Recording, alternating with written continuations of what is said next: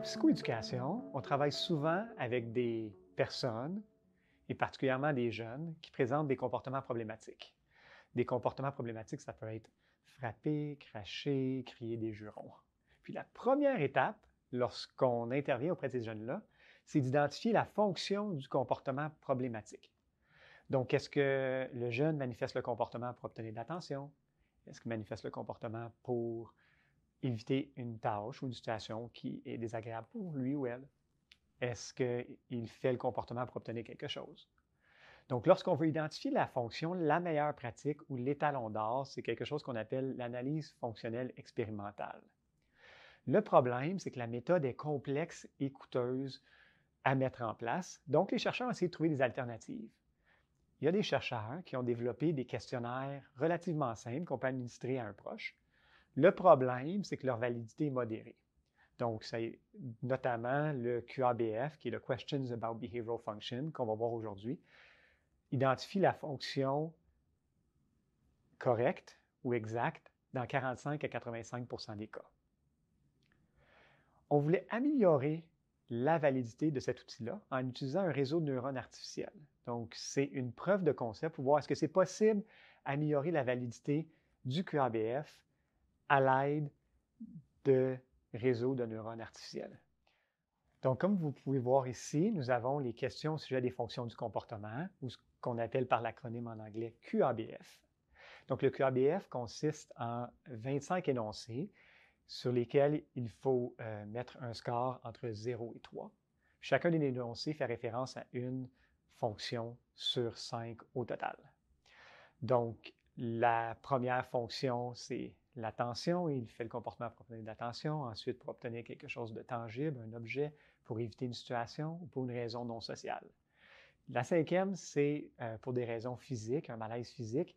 Nous n'en discuterons pas aujourd'hui parce que nous n'avions pas suffisamment d'exemples avec cette fonction pour pouvoir effectuer les analyses que nous proposons dans le cadre de notre projet. Notre méthode consistait à extraire une série de 49 QABF de la littérature scientifique.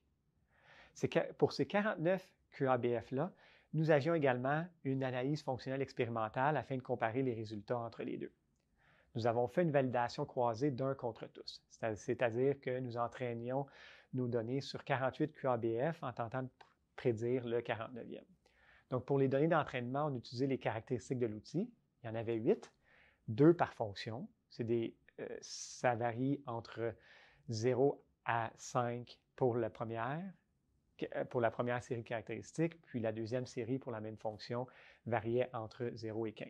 Puis il y avait 4 étiquettes binaires qui étaient non exclusives, donc une pour chaque fonction. Donc attention, tangible, non social et évitement. Puis ces catégories-là n'étaient pas exclusives, donc en théorie, un comportement pouvait avoir plus d'une fonction. Parce que 48 QABF pour entraîner un réseau de neurones artificiels n'était pas très élevé, nous avons augmenté nos données en créant des échantillons, en simulant des nouveaux échantillons.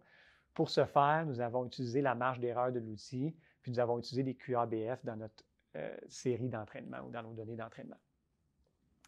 Ensuite, nous avons comparé notre réseau de neurones. Notre réseau de neurones, que je vous rappelle, prenait 8 caractéristiques en entrée. Ensuite, il y avait une seule couche cachée, donc c'est un réseau de neurones traditionnel avec 16 neurones. Puis finalement, il y avait une sortie 4 étiquettes binaires. Puis on a comparé avec les règles des développeurs de l'outil. Donc, les développeurs de l'outil ont suggéré certaines règles pour déterminer c'était quoi la fonction.